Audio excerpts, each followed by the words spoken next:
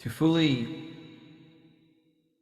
appreciate, understand, to contextualize these names that you may be encountering for the first time, such as Inki, Enlil, Anu, Sumer, Anunnaki. To put all this into a type of context and appreciation, if you will, to fully understand the importance of these names and these entities, I'm going to do my best to attempt to conjure up a proper context to fully appreciate whom the Anunnaki were, but definitely, as we are learning, are still among us and have been for quite some time. So bear with me here, okay? I wish to, and I'm by any means, I am not like any kind of graphic artist or anything of that nature, but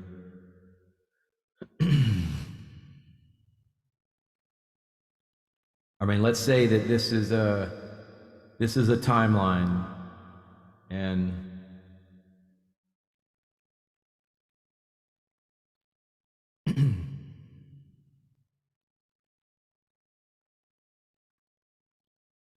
this is a timeline of civilizations development. Oh my God, development. Is that right? Oh, yeah, development. Duh. I just revealed how much of a knothead I am, knucklehead. So, timeline of civilizations development. And to fully appreciate whom the Anunnaki were, are, what they mean, let's say that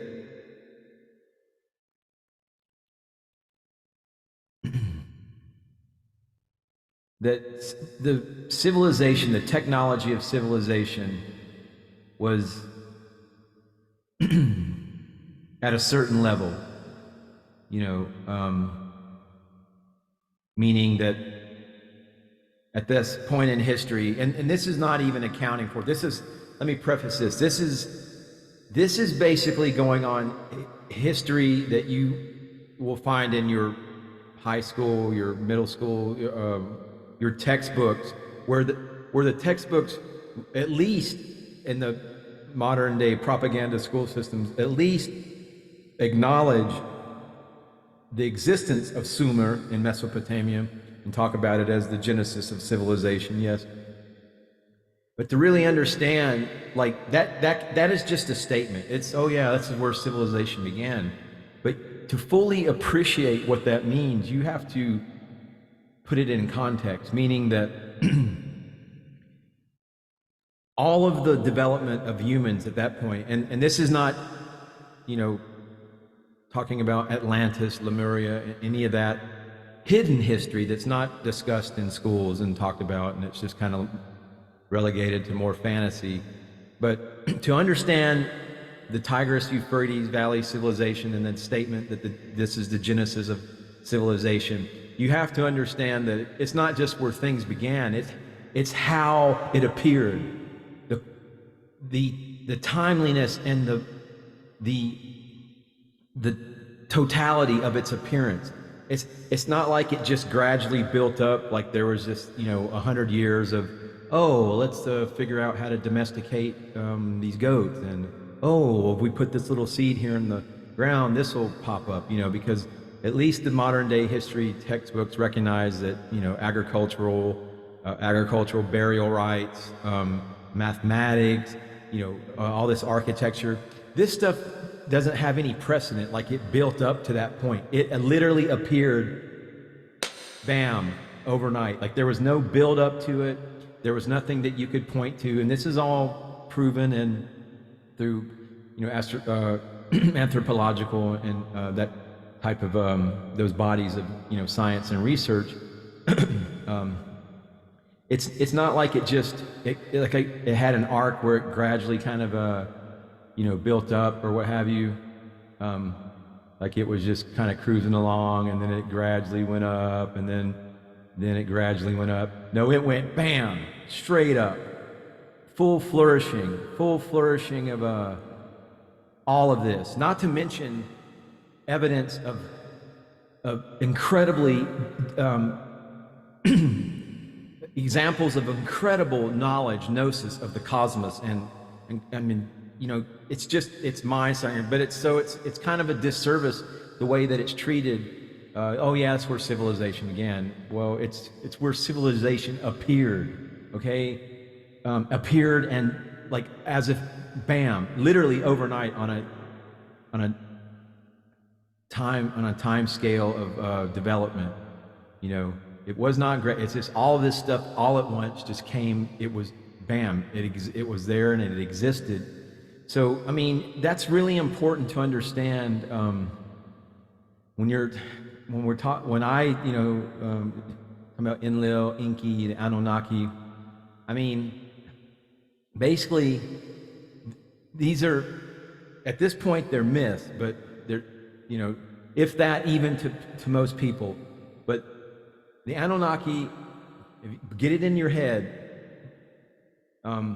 creating the first civilized man, the Anunnaki, the missing link, like, you know, talking about this, you know, how, I mean, I think it's pretty much acknowledged by now that the DNA of humans and whatnot, you know, there is something from outside had to make the evolutionary jump. There was no, that's why they can't, you know, account for this missing link that led from one level of development, you know, to where we're at now. So the missing link is the Anunnaki Elohim.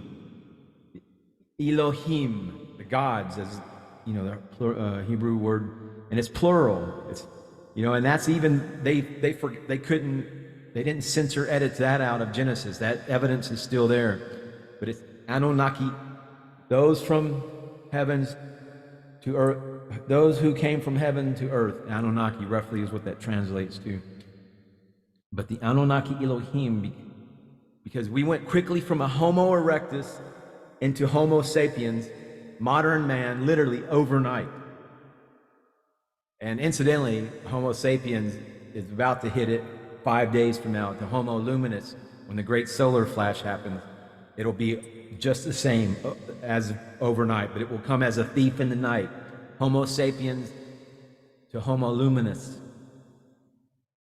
But anyway, trying to create a context and understanding for whomever may find this of interest when you see these Enki, Enlil, Anunnaki, how important this is to understand, because all of the Old Testament of the Bible, all that stuff is based on Sumerian cuneiform tablets and records that they basically just kind of lifted and the Hebrews made it their own. And I don't know, I mean, it's not like that, but it's just important to understand that even the ancient texts you see in your Old Testament were based on these events of the Anunnaki, those from heaven to earth who came here. So, but it happened so quickly because our race was developed by our creator alien father gods. And like I said, they're called the Anunnaki. And it's not a point anymore of believing in or not believing in God. I want you to understand how real this is, all of this is, okay? There's a reason why all this information is starting to hit mainstream and be popularized, because, I mean, but essentially, it's like I said, it's just not a point anymore of believing in or not believing in God. Our Earth, this planet, was initialized by extraterrestrials that called themselves gods to us. I mean, you can, you know, Yahweh of the Old Testament is nothing more than Enlil or Enki. I believe it's probably Enki. But anyway, it's these two half brothers and this whole family of the Anunnaki who came, you know, with all of this religion that we've been fear-based programmed with is based on this family of extraterrestrials. And I mean, you can be an atheist, and you know, you hope, oh, I don't believe in a God or anything, but you can still believe in this concept that I'm talking about with you, because the proof of all this is in the cuneiform tablets that were found. All right, I mean, that said, whether or not you do believe in Yahweh, Allah, Buddha, Odin, Zeus, Osiris, Ra, Kronos, Quetzalcoatl, Baal, God, Source, Supreme Creator, the divine grid programmer, source of any kind. It's definitely, you can understand this. It is definitely not human, but it is alien and extraterrestrial in origin. Think about that. Okay? Trying to impress upon you the reality of our alien, I hate that word, but alien extraterrestrial parents, our family. Anu, Enlil, Enki, the Sumerian gods of the sky, wind and water. Now there's a type of text called the Atrahasis. This is information that you can look up and find. Atrahasis, Atrahas. The sky is ruled by Anu, the earth by Enlil, and the fresh water and seawater by Enki. And scholars and theologians alike now recognize that the biblical tales of creation of Adam and Eve, the Garden of Eden, the deluge, the Tower of Babel, all were based on texts written down millennia earlier in Mesopotamia by the Sumerians, okay, the Anunnaki. And they in turn clearly stated that they obtained their knowledge of past events, many from a time before civilization began, even before mankind came to be, from the writings of the Anunnaki. Those who from heaven to earth came. There, I finally remembered it exactly. Those who from heaven to earth came. The Anunnaki, the gods of antiquity.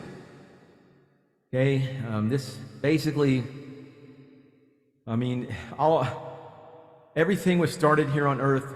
Everything that was started, that civilization on that timeline where it just shot up, it was all given to us by the Anunnaki gods, okay? I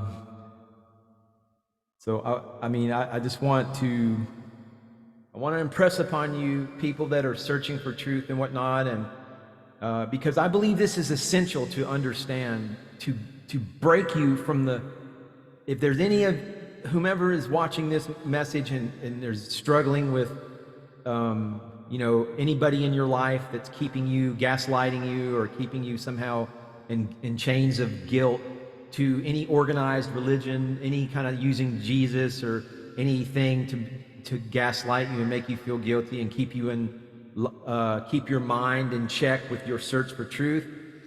I want you just to give you, I'm trying to empower you, I'm trying to wise you up in a sense for you to understand that, get this religious-based, fear-based programming of even the term God out of your head, and begin to understand the true origins of us as humans, as modern humans, how we were basically alien, extraterrestrial, whatever you want to call it, whatever name of God you want to give it, but it was not from this planet, and it was of a higher order of dimensionality, technology, consciousness, and that's who our true mothers and fathers are, folks. So hopefully this message makes some kind of coherent sense. Ultimately, I just really want to try to get people to loose their chains from being tethered to people that are making you feel guilty about, like, oh, you're going to hell. First of all, there's no hell. That's just a tool that the organized religion uses to keep people in check. Okay. So anyway, Anunnaki Elohim. Anunnaki Elohim. Anunnaki Elohim. Namaste. Namaskaram.